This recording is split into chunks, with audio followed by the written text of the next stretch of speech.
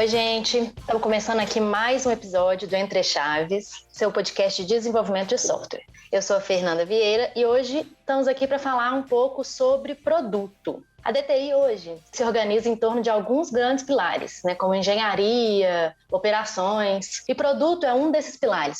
Então, hoje, estamos aqui com algumas pessoas da Guilda de Produtos para falarmos um pouco mais sobre esse tema, que é muito importante para a gente avaliar resultado, estratégia de produto, falar de métrica, falar se o produto está num bom caminho ou não. Então, bora se apresentar aí, galera. Fala aí, Marcola. E aí, pessoal, tudo bem? Sou o Marcos, que nem a Fernandinha me chamou, Marcola, conhecido aqui. E trabalho como PO, a gente ajuda na guilda também um pouquinho. Me apresentando aqui então, meu nome é Vitor Rangel, sou PO aqui na DTI também. Participo da guilda, gosto pra caramba de ajudar com falar sobre produto, já participei do curso de produto aqui da DTI, acho que é bem legal. Continue aí, Onofre.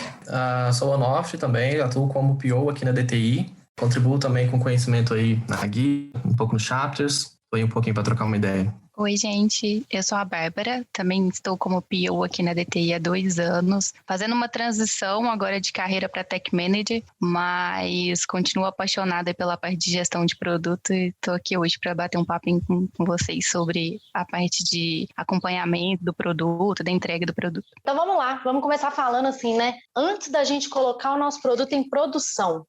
Vamos falar assim, o que são essas métricas, que todo mundo tanto fala, para acompanhar o produto que vocês mencionaram.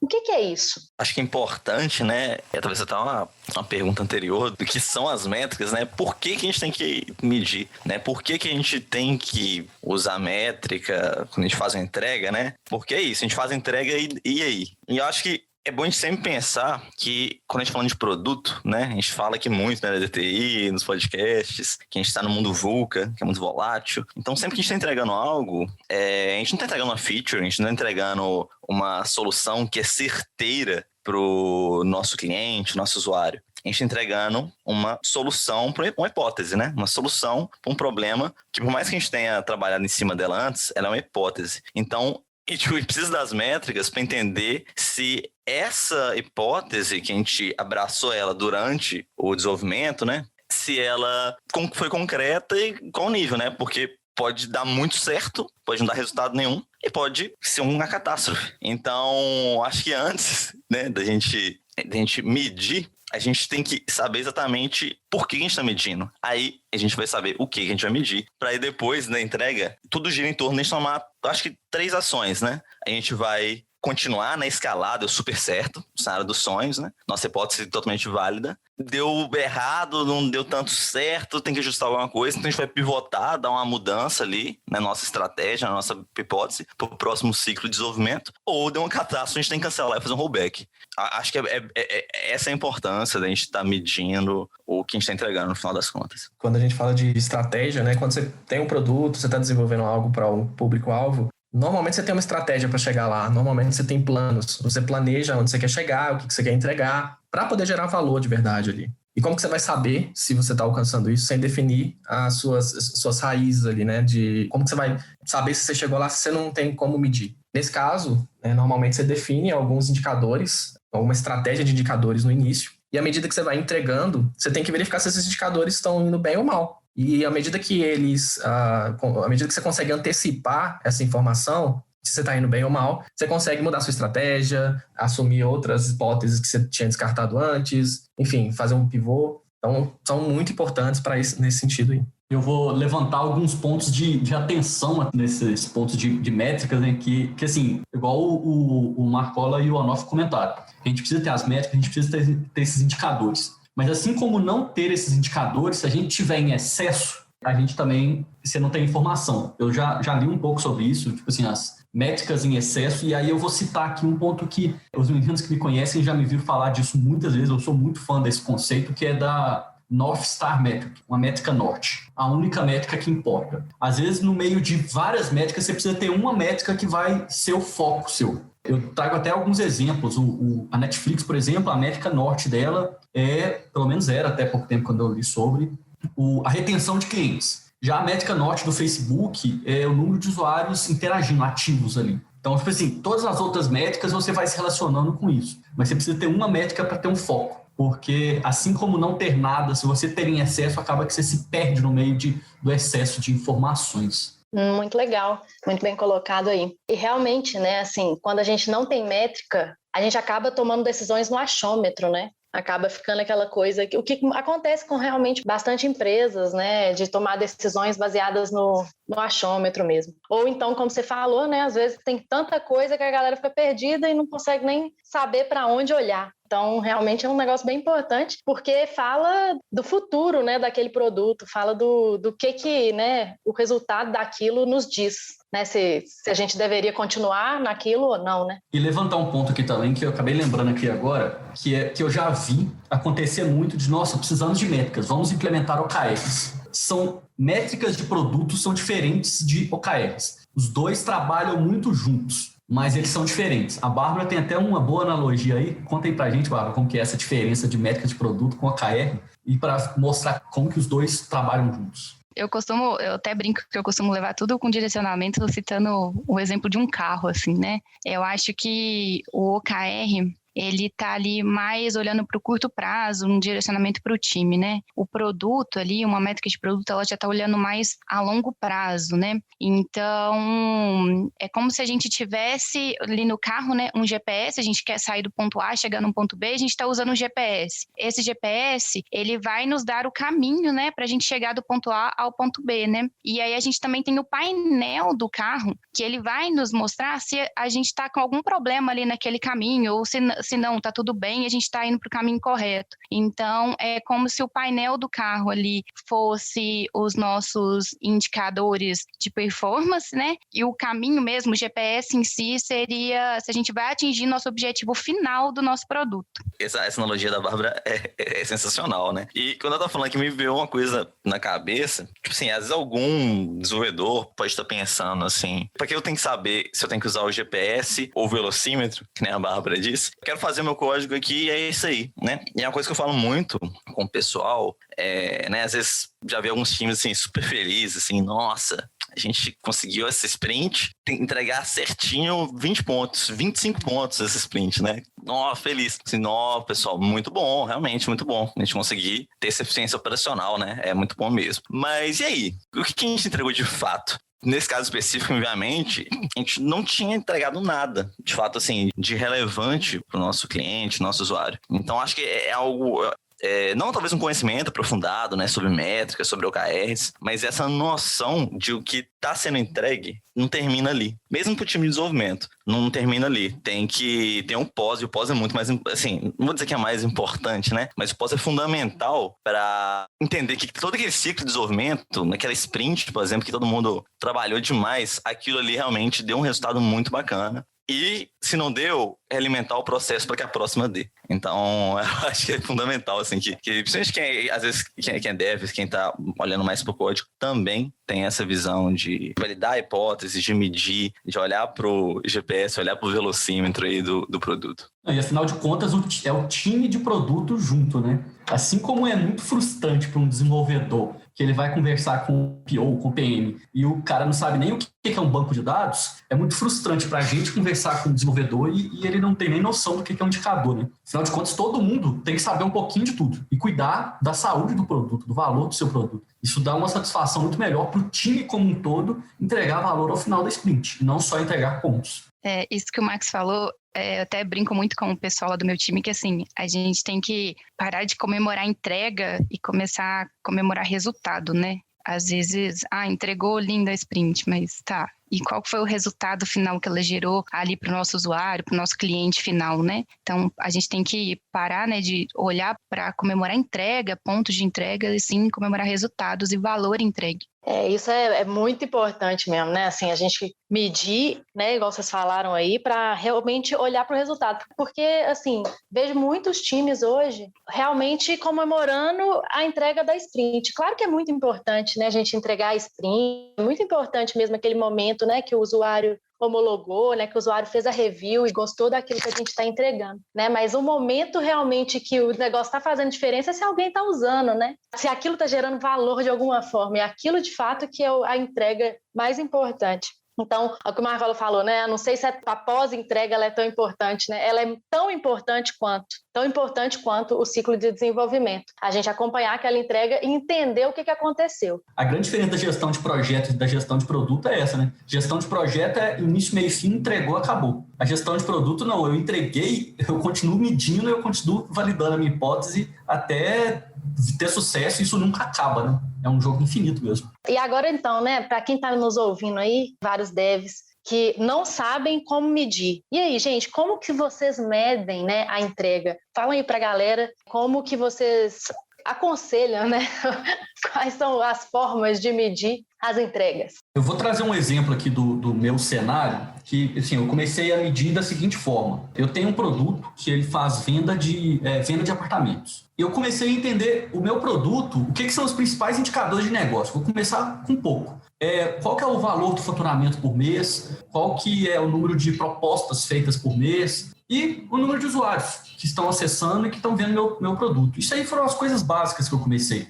A partir disso, eu comecei a entender quanto de dinheiro que está rolando no meu produto. Comecei a entender quantas pessoas estão sendo afetadas. Isso já começou a me dar uma noção muito melhor do valor que eu estou entregando. Aqui no meu produto, a gente está bem inicial nessa parte, assim, mas é entender essas métricas de negócio. Como que o seu produto está impactando o negócio e está impactando os usuários. Você tem que começar a pensar nisso, e é forma de começar a implementar essas métricas de produto. E tem também um outro lado que ainda são as métricas de usabilidade, que aí é muito puxado até pelos designers, mas assim, é responsabilidade de todo mundo, só estou falando que é pelos designers, normalmente eles que puxam. Mas as métricas de usabilidade já mostram como que o seu usuário está tendo a interface e está entendendo a usabilidade do seu produto. O Onofre fala muito que, tipo assim, não sei se foi o Onofre, acho que foi, que designer sem métrica é um artista, né? Agora, quando você usa métrica, passa a ser design, passa a ser usabilidade, passa a ser user experience. Sim, essa frase original não é minha, não, também é de mercado, quando a gente vai estudar bastante sobre, e faz todo sentido, né? A gente tem, nessa forma como medir, você precisa entender qual é o objetivo. E assim, se você não entender isso, acho que você está um pouco atrasado, que é qual é o objetivo do seu produto, o que você quer impactar, que entrega de valor que você gera, para que o seu usuário vai usar o seu produto. No fim do dia, o usuário não liga muito para o seu produto, ele não liga muito para uma feature nova que você entregou, ele não liga muito para uma tela nova que você fez, não liga muito para a estrutura incrível de engenharia de arquitetura que você colocou ali dentro. No fim, você está resolvendo um problema dele. Do ponto de vista de entrega de valor, é isso. Ele tem um problema e você cria um produto para ajudar ele naquele problema. Ponto. E aí você tem que entender como você vai medir se você está chegando nesse ponto. Você tem que entender do problema dele. Você tem que dominar esse problema. Você tem que entender todas as características desse problema, desse usuário, né? O problema que o seu produto se dispõe a resolver. E uma vez que você entenda todas as características, você vai ter insights de o que medir. Poxa, se no exemplo do apartamento, se eu quero medir, se a minha ferramenta ajuda a vender apartamento, então eu tenho que melhorar o indicador de quantos apartamentos que eu estou vendendo, ou de quantas propostas que eu estou fazendo. Automaticamente, quando você entender o problema de fato, aí você vai começar a desenhar hipóteses do que você pode medir. E são esses números que importam para o usuário final, porque você está ajudando ele a resolver um problema. Muitas vezes o seu produto, não importa às vezes se é web, se é mobile, se funciona em rede, se está resolvendo o problema da pessoa. E aí tem um outro termo que a gente não precisa nem aprofundar, mas é job to be done, né? O que aquele usuário quer fazer no fim do dia? Qual que é a tarefa que ele pretende concluir na jornada dele? Se você influenciar positivamente essa jornada, e aí você comprova isso com métricas, aí você está tendo sucesso. E acho que depende também, né, do momento que o produto tá, né? Porque produto é isso. Negócio junto com o usuário, junto com engenharia. Você quer, que não, você quer resolver um problema do usuário, mas tem objetivos de negócio. E essas métricas geralmente vão indicar se você está resolvendo o problema certo, para as pessoas certas, e atingindo o seu objetivo de negócio. E isso pode variar conforme a fase do produto. Não só conforme os tipos do seu produto, se é um de venda de apartamento, que nem o Vitor falou, se é um streaming de vídeo, ou o que for, quanto a fase dele também. Então, sei lá, se um produto está começando agora, e ele é um B2C, né, sempre cliente final, está começando agora, você quer atrair gente, né? Você quer atrair e reter gente. Então, aí você vai talvez buscar métricas de retenção, né, de lifetime value, quanto que o cliente tá, no caso, sei lá, pegando o exemplo do Vitor, né, de venda de apartamento, não acho que não é o caso dele, porque o caso dele é um produto bem consolidado, mas se for um produto novo, quanto tempo o cliente está lá comprando apartamento e voltando para comprar de novo? Entendeu? Não só comprando, sabe? Porque eu posso cair em algumas armadilhas, mas o cliente comprar, fica insatisfeito e começa a comprar. E aí ou seja, você está conseguindo atrair muita gente, mas você não consegue reter. Deixa eu só dar um exemplo aí, eu acho que é até melhor do que esse meu, que é um exemplo que eu vi mesmo, que é do Airbnb versus o Facebook. O Facebook, uma métrica muito importante para ele é usuários ativos. Quanto mais usuários ali dentro, melhor é, que gera mais valor para o negócio dele, do Facebook. O Airbnb, quando começou, também era importante. Ele queria muita gente entrando ali e conhecendo o Airbnb. Só que chega no momento que o Airbnb ficou mais consolidado, a métrica importante dele é número de reservas de quarto feito. Porque gente entrando lá e visualizando não quer dizer nada. Então, tipo assim, o Airbnb eu acho que é um ótimo exemplo, sabe? Que começou como retenção e depois passa a ser conversão. Eu acho que é exatamente isso aí que você está falando. Perfeito. E acho que tem indicadores que vão variar conforme o momento que o produto seu está passando. Mas tem uns também, que é o que a gente chama de North Star, que ele vai variar muito menos. Sei lá, o exemplo do WhatsApp. A North Star, né, metric que o pessoal fala, né, ou seja, estrela norte, aquela métrica ali que, sei lá, se o mundo cair, tu não vai estar olhando para ela ainda. Do WhatsApp, eu arrisco dizer que a North Star deles sempre foi mensagem enviada. Do Netflix, eu arrisco dizer que a North Star deles é minutos assistidos. Então, assim, eu acho que tem os dois lados. Tem algumas métricas ali que elas são core da visão de produto, sabe? Cara, esse produto aqui que não é nosso produto, tá resolvendo aquele problema, daquele usuário. Isso aqui é a nossa visão. Isso aqui vai ser durante a vida toda, durante muito tempo. E tem algumas que são estratégicas, né? Que são pontuais, baseado no momento. Pô, né? Tá crescendo, né? Que o Vitor falou, mudou de adquirir para reter. Você já cresceu, né? Que é o que a gente fala também, que não faz, não sei se a gente entra no mérito, ou seja, você já conseguiu reter, você atingiu um que a gente chama de Product Market Fit, que é o produto que cresce sozinho se deixar. Então, você tem que preocupar com outras questões, talvez com churn, né? Churn é quando o usuário sai da plataforma, né? Sai do seu serviço. Então, e aí, que a gente está falando talvez seja de muito B2C, né, para o cliente final. Você acha que se for pegar para B2B, ou então muitos aqui na DTI a gente desenvolve muitos sistemas internos, né, para os nossos clientes. Então, talvez métricas de processo podem ajudar, né? Pô, uma aplicação que resolve um problema interno da empresa. Então, o que elas se propõem a resolver de negócio, né? É melhorar o tempo desse processo, melhorar, sei lá, a quantidade de pedidos gerados. Então, talvez a métrica pode ser essa mesmo, porque hoje, se você for procurar na internet sobre métricas de produto, vai acabar estando muito voltado, assim, para B2C, né? Para o consumidor final. E aí, tentando resumir a resposta para a pergunta que a Fernanda fez, né, de como medir a minha entrega e qual métrica utilizar, não tem uma receita de bolo, né? A gente tem que entender quais são as métricas, né, de eficácia ali voltadas para o negócio e para a satisfação do cliente, que devem ser a nossa bússola. E não é porque a gente definiu hoje aqui um conjunto de métricas que a gente acredita que vai nos ajudar que elas estão engessadas para o resto da vida, né?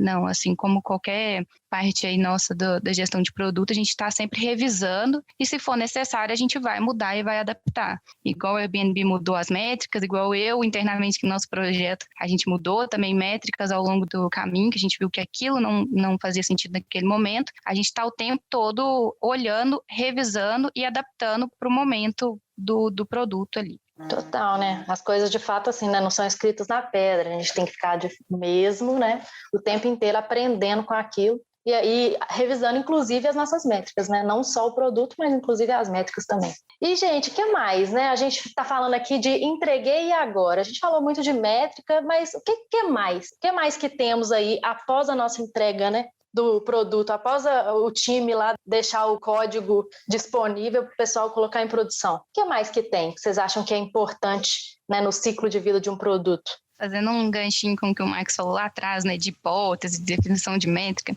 tem um livro da Andressa Chiara que fala sobre validação de hipótese e que ela cita algumas falácias, assim, que a gente acostumou a ouvir ao longo da vida aí, e uma delas era assim, não dá para fatiar, né, não tem valor a nossa entrega se ela não for completa. E acho que agora a gente tem que começar a olhar para a nossa entrega como não uma entrega final de produto, mas uma entrega de valor a cada ciclo, né? Ela destrinchada ali, né, em várias entregas, né, em várias entregas de valor, e não, eu vou demorar aqui X meses para te entregar o produto e aí eu vou começar a medir para ver se o que eu entreguei está fazendo sentido ou não, né? Então, primeira coisa, a gente conseguir fazer esses incrementos, né, de entregas de valor ao longo do ciclo aí de desenvolvimento. Isso aí é um negócio, assim, eu escuto isso muito, sabe, que não dá para fatiar. Mas, assim, se você forçar um pouquinho ali, com certeza dá. A pessoa se entregar uma telazinha nova, um fluxo, uma parte do fluxo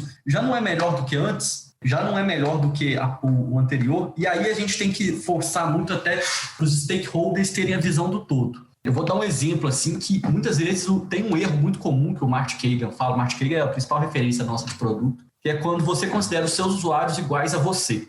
E esse negócio de fatiar, eu já escutei isso, tá? Que uma vez eu estava desenvolvendo, era outros tempos, eu estava desenvolvendo um aplicativo e o meu stakeholder falou que não aceitava lançar primeiro Android. E vocês, desenvolvedores, sabem muito bem o tanto que é mais fácil você lançar, botar em produção um Android do que o iOS, que tem que passar por diversas validações. Por que ele queria isso? Ele queria o iOS no começo de qualquer forma. Porque ele tem um iPhone, ele tem um iOS. E aí ele via, era um absurdo ele não ter acesso àquele aplicativo. Só que se você fosse olhar a base de clientes, de usuários da web que acessava pelo mobile, era mais de 80% Android. E aí ele não aceitava que só o Android fosse lançado. E aí faz isso, né? Tipo assim, eu só aceito valor quando está disponível para Android e iOS, mas você não quer entregar valor para 80% das pessoas, isso já não é um grande valor para o produto, né?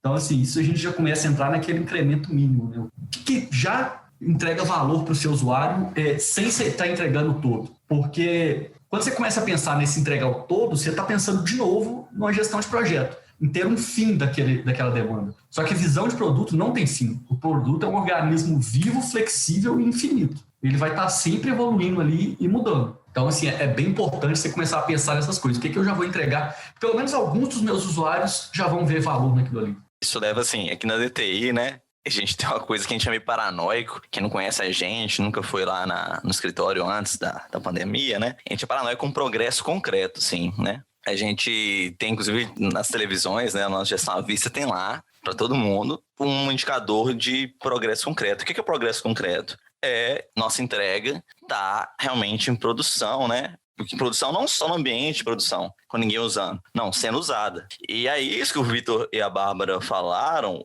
facilita, obviamente, a gente atingir o progresso concreto. Porque se tiver uma entrega assim, não, esse negócio aqui que nem o Vitor falou, esse app aqui, a gente não vai lançar Android, tem que ter essa feature, senão a gente não vai colocar em produção. E aí você vai ficar o quê? Sei lá, 1 mês, 2 meses, 3 meses trabalhando nisso? Virou cascata, né? Ou seja, você ficou trabalhando 3 meses sem fazer tudo que a gente falou antes aqui. Sem medir, ou sem conseguir ter uma medida se aquilo está fazendo sentido ou não. E a grande chance, que é mais usual, é chegar depois desses 3 meses e ter um resultado bem aquém do esperado. Então, eu acho que é uma coisa que a gente é muito paranoico aqui, né? O progresso concreto. E é uma coisa que eu acho que o time todo tem que ser paranoico, né? Tá tendo um trabalho de conversa, negociação com o cliente. O quão cedo a gente consegue levar isso para ser validado de fato com os usuários, com os clientes. E todo esse trabalho de fatiar, de pegar um mínimo incremento, auxilia esse processo de ter um progresso concreto. E falar até um pouquinho, dar uma dica para os devs aí, que a gente escuta muito dos nossos stakeholders que são empresas tradicionais, fala, não, eu não posso fazer isso porque vai manchar a imagem da minha empresa. Mas você tem algo que você pode rebater de forma fácil. Toda empresa tem uma base de clientes que são os early adopters, gente que gosta de usar o negócio no comecinho. Eu sou um early adopter. Eu tenho vários aplicativos no meu celular que eu faço parte do grupo de testes beta. Então, tipo assim, fala para essa empresa tradicional, fala aqui, por que você não cria, então, um programa de teste beta? Com certeza vai ter gente que gosta de usar, gosta de estar sempre com coisas novas e não importa de ter alguns bugs. Você não vai manchar a imagem da sua empresa e você já vai testar em produção. Então, já fica essa dica aí que quando você ouvir isso que não pode manchar, para lançar um programa beta, alguma coisa que testa num ambiente mais controlado. Legal, vocês falaram de vários conceitos aí bem importantes, né, que a gente aqui na DTI guia, né, o nosso trabalho aí como progresso concreto. Uma coisa que o Marco falou, né, de que não são só as lideranças que têm que se preocupar com isso, o time inteiro, né, todo mundo que está ouvindo aí, o time inteiro tem que se preocupar com isso, né, e até pegando um gancho do que o Vitor falou, que às vezes o cliente ele não quer colocar em produção, mas ele não está olhando os números, ele está olhando simplesmente assim, eu não vou colocar em produção porque eu não quero, ele não está vendo o valor que aquilo vai gerar, né, ele não está vendo ali os números dos usuários que aquilo vai impactar, e ele está simplesmente tomando decisões com base no achômetro. Então, pensem sempre nisso, né, galera? Assim, se questionem, entendam, tentem ver, né, se realmente aquilo que você não está colocando em produção é porque realmente, nossa, não tem jeito mesmo, ou se tem alguma coisa ali que é possível, né, de gerar um valor, nem que seja pequeno a primeiro momento, né, mas que vai gerar um pouco de valor para o seu usuário, que aí você já né, starta um tanto de coisa, né? Você já consegue colocar seu código em produção, você consegue, né, lidar com um tanto de coisa de infra e, principalmente, você consegue medir, que é o que a gente passou aqui o episódio inteiro quase falando. Você consegue realmente tomar decisões baseadas em números. Então, assim, gente, muito legal. Eu achei que esse bate-papo foi muito massa, muito, né, gerou muito valor aí para a galera. Queria agradecer a presença de vocês, a disponibilidade. Valeu demais. Eu que agradeço. Obrigado, pessoal. E sempre questionem essas, igual a Bárbara comentou, essas falácias que vocês ouvem. A visão de produto está questionando tudo que é a visão de projeto. Então, questionem bastante. E obrigado, pessoal, pelo tempo de vocês. Obrigada, pessoal. Foi um prazer estar aqui com vocês hoje. Obrigado, gente. Valeu, galera. Até mais. Então, até mais, gente. Valeu. Escutem o podcast nas suas plataformas de streaming favoritas. Obrigada, gente. Até mais.